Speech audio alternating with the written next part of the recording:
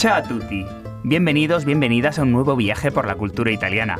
Hoy nos alejamos de las luces de las grandes ciudades para adentrarnos en un castillo aislado en las montañas de Basilicata. Vamos a conocer una historia del siglo XVI que parece una leyenda, pero que desgraciadamente fue real. La historia de una mujer cuya única culpa fue ser demasiado brillante para su tiempo. No les extraña, ¿verdad?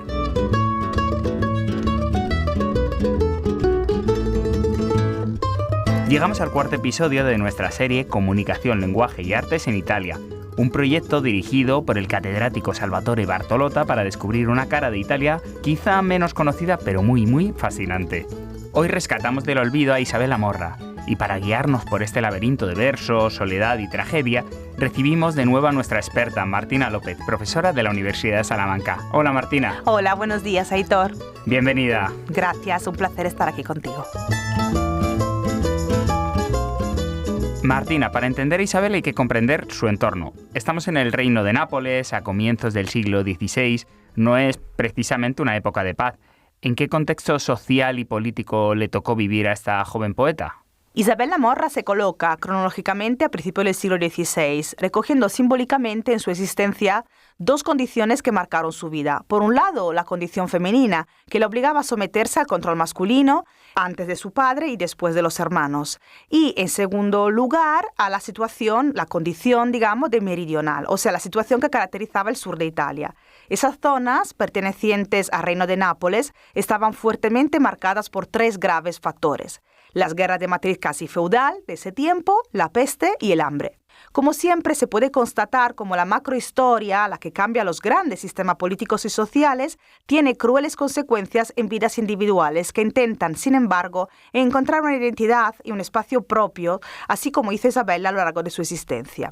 Este mismo ciclo de guerras de la que estábamos hablando, que se concluyó con la paz de Cambrai, que, entre otras cosas, decidía el dominio español en el sur de Italia, fue el motivo de nacimiento de Isabella en la Rocca de Favale, correspondiente a la actual zona de Valsini, en la Basilicata, como decías, oriental, y no en el palacio perteneciente a los barones de Nápoles, o sea, de su familia. Giovanni Michele, barón de Morra del feudo normando de Favale, padre de la joven Isabella, fue sometido a un proceso por una supuesta infracción porque había con los suyos invadido algunas tierras de la castellanía con animales pastando y había maltratado a algunos de los pastores del lugar. El dueño del terreno era el príncipe Ferrante Sanseverino de Salerno, un pariente lejano de la misma Isabella, sumamente poderoso, y lo que causó el problema, porque era partidario de los españoles. La acusación fue claramente un pretexto para aniquilar al padre de Isabella Morra, que siempre fue, sin embargo, como todos sus familiares e Isabella misma, partidario de los franceses y para congraciarse con los poderosos españoles instalados en el territorio. Un panorama el que nos dibujas desolador, y en medio de ese caos aparece su familia. Su padre tiene que huir del exilio en Francia y ella se queda bajo la protección de sus hermanos. ¿Cómo fue ese aislamiento en el castillo? ¿De qué manera influyó en su carácter? Sí, de hecho el padre de Isabella se vio obligado a refugiarse en el agosto del 1528, primero en Roma y luego en París, evitando así el proceso iniciado en su contra y la consecuente encarcelación. Las guerras entre franceses y españoles por el dominio en Italia resonaban en los feudos de Lucania y Calabria a través de noticias que iban de boca en boca, tergiversadas y alejadas de la realidad. Las noticias hablaban de enfrentamientos, alianzas, acuerdos, entendimiento efímeros que obligaban a los pueblos a un difícil clima de sospecha y tensión, hasta que llegó también la noticia de la muerte del rey de Francia, Francisco I. Eso supuso el fin para Isabella y su familia de cualquier esperanza de regreso del padre, ahora exiliado en aquellas tierras, casi podríamos decir de manera definitiva. Según los documentos, el barón Morra era un hombre culto, refinado y de alma gentil que amaba y practicaba la poesía al estilo de Petrarca. Podríamos entonces imaginar la conexión entre padre e hija, también desde el punto de vista intelectual. Isabella, por lo tanto, permaneció con su madre, Luisa Brancaccio, los demás hermanos y la pequeña Porzia, todos bajo la custodia y autoridad del hermano mayor, Marcantonio, quien dirigía la vida en el castillo de Favale de manera brusca y violenta, agravando la soledad de Isabella a pesar de la seguridad que podía ofrecer una residencia tan apartada en medio de la guerra por el dominio del reino de Nápoles, y haciendo que ella buscara en la poesía un refugio mucho más seguro que la fortaleza de Favale. El padre de Isabella, antes de irse, la dejó al cuidado de un maestro, un hombre religioso, pero atento a las corrientes literarias del tiempo. En su tierra, tan inhóspita que casi parece asustarla, Isabella vivirá toda su vida esperando la llegada de algo o de alguien que pudiera salvarla y otorgarle la vida que ella siente merecer. Es increíble imaginar a Isabella allí rodeada de esa violencia, con esa cabeza llena de ideas. Martina, ¿cómo logra en ese encierro desarrollar su obra poética? ¿Qué temas recorren sus rimas?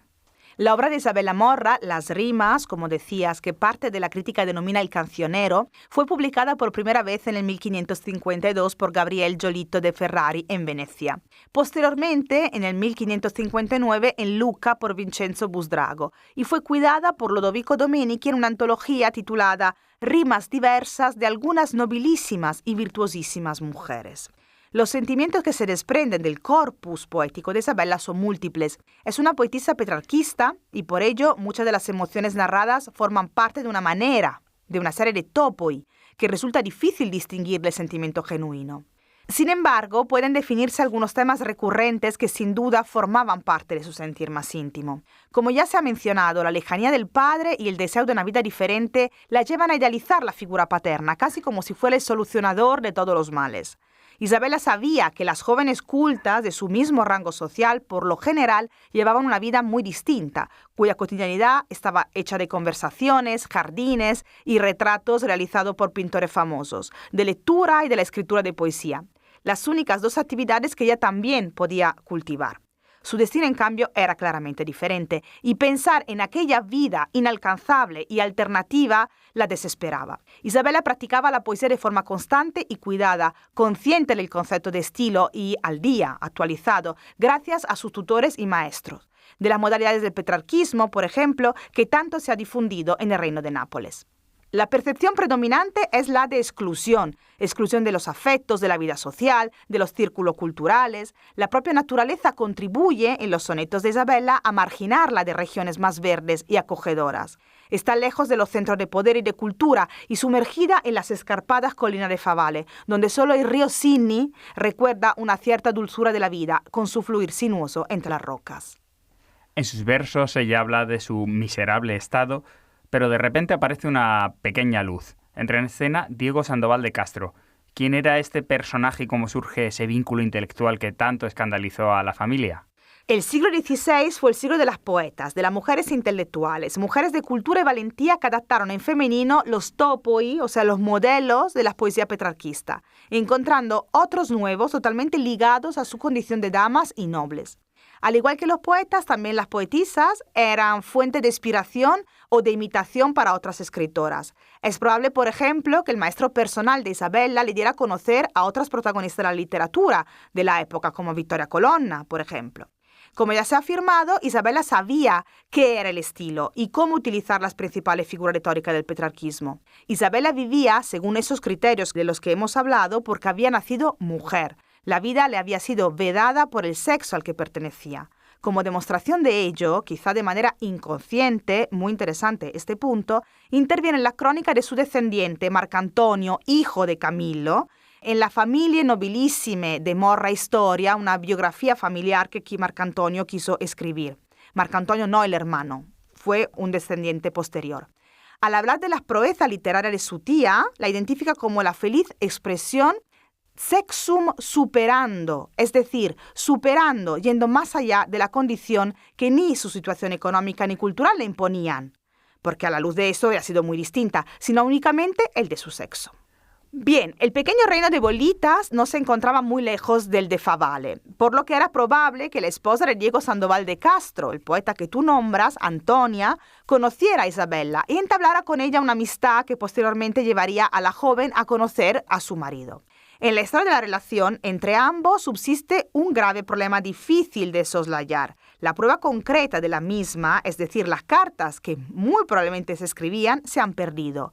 Para reconstruir los rasgos del vínculo entre Diego e Isabella, sin duda breve pero profundamente significativo hasta el punto de determinar la muerte de ambos, como veremos, se cuenta con los testimonios del pueblo, de quienes llevaron a cabo las investigaciones y con las poesías de sus respectivas recopilaciones.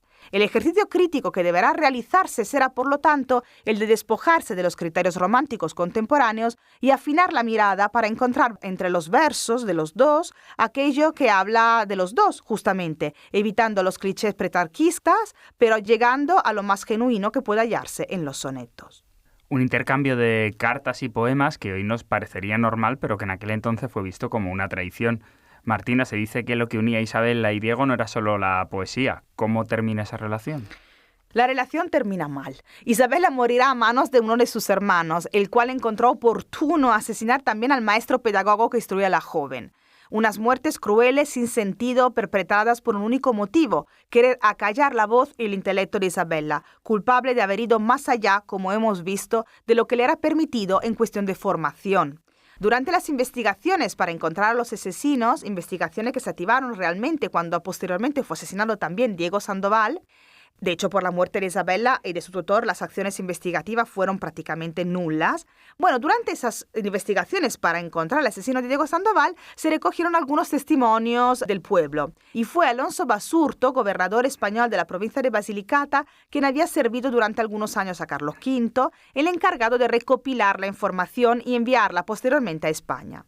Se llegó a saber entonces que ese acercamiento se llevó a cabo a través de una correspondencia escrita en papel, compuesta por cartas, que pueden imaginarse en prosa, y por sonetos también. Diego, por lo tanto, había logrado involucrar a Isabela en un debate espiritual y filosófico típico de las cortes que ella tanto anhelaba.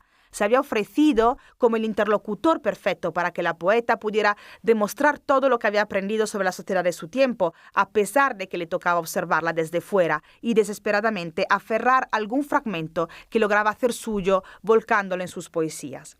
La poesía de Isabela es una poesía inconstante, hecha de impulsos repentinos, entusiasmos y depresiones súbitas, probablemente porque se dejaba involucrar por los poemas de otro que le llegaban a través de su pedagogo o por carta, y a esas inspiraciones respondía con nuevas ideas. Puede pensarse, por lo tanto, que su relación no tuviera nada o muy poco de amoroso. Diego Sandoval de Castro había llegado a conocer la mísera existencia de esta joven y brillante criatura y había decidido de algún modo hacerse cargo de responder a las desoladas poesías de Isabela, ofreciéndole la oportunidad de confrontarse con alguien de su misma talla espiritual e intelectual y considerándola no como una posible relación amorosa, sino como una interlocutora digna y capaz, hábil en los juegos poéticos del petrarquismo del siglo XVI.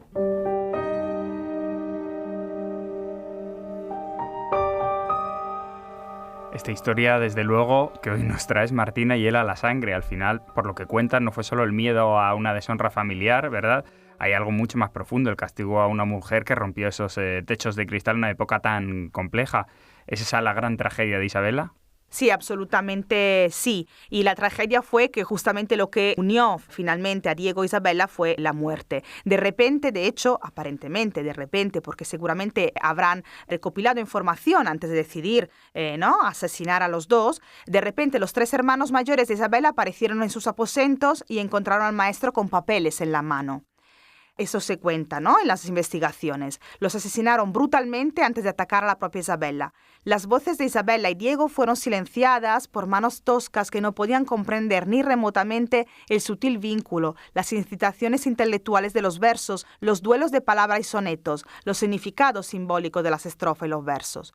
No les indignaba la relación entre ambos, sino la osadía de su hermana de superar con ayuda su condición de mujer de la época. Lo que los hermanos y la realidad que rodeaba a Isabela en general querían destruir había sido liberado por la filogenia de Diego, porque si bien es cierto que todos los intelectos femeninos son autónomos e independientes, como no, también es cierto que cualquier forma de intelecto se anima y crece en relación con otro, que le proporciona incentivo e inspiración. Sorprendente todo esto que nos cuentas y con tanto aterrizaje también, desgraciadamente, en el presente, una figura inspiradora. Martina López, gracias por ayudarnos a que esa voz que intentaron apagar hace 5 siglos siga resonando hoy con tanta fuerza. Gracias a ti, Aitor, por escucharme. Cerramos aquí este capítulo de Comunicación, Lenguaje y Artes en Italia con una historia, la de Isabela Morra, que nos recuerda que la palabra es la herramienta de libertad más poderosa que existe.